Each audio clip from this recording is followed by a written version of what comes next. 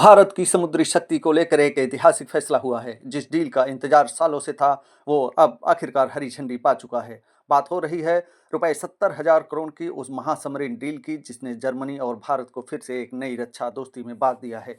लेकिन असली सवाल ये है, क्या इससे हिंद महासागर में भारत का कंट्रोल और मजबूत होगा, और क्या चीन और पाकिस्तान को अब अपनी हरकतों से तौबा करनी पड़ेगी। भारत सरकार ने हाल ही में 70,000 करोड़ के D755 प्रोजेक्ट को आगे बढ़ाने के लिए हरी झंडी दे दी है। इस प्रोजेक्ट के तहत भारत अपनी नेवी के लिए 6 नई अत्याधुनिक सबमरीन बनाएगा। इस दौरे के लिए मझगांव डाक शिप बिल्डर्स, MDL और जर्मनी की थाइशन-क्रिप मरीन सिस्टम के बीच बातचीत अब निर्णायक मोड़ पर है। यानी भारत में ही ए सबमरीन बनेगी और जर्मनी तकनीक देगा।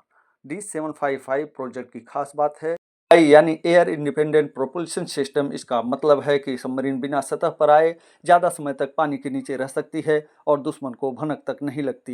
ये सबमरीन न केवल पाकिस्तानी नौसेना के लिए सिरदर्द बनने वाली है, बल्कि चीन की इंडियन ओशन में बढ़ती मौजूदगी पर ये भी एक बड़ा ब्रेक लगाएगी। भारत की नेवी इस समय 16 सबमरीन ऑपरेट कर रही है, जिनमें से 11 बहुत पुरानी है। P755 इनकी जगह लेगा और नेवी की स्ट्राइक कैपेबिलिटी कई गुना बढ़ाएगा।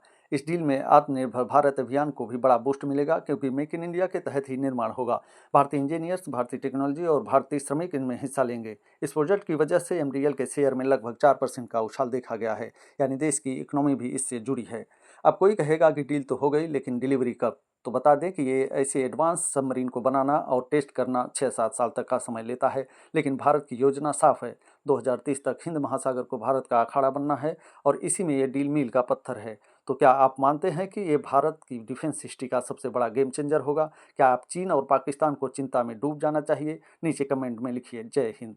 अगर आप इस डील से गर्व महसूस कर रहे हैं तो वीडियो को लाइक और शेयर जरूर करें, ताकि ज़्यादा से ज़्यादा लोग जान सकें कि भारत अब जल और थल दोनों में अजेय बनने की राह पर है।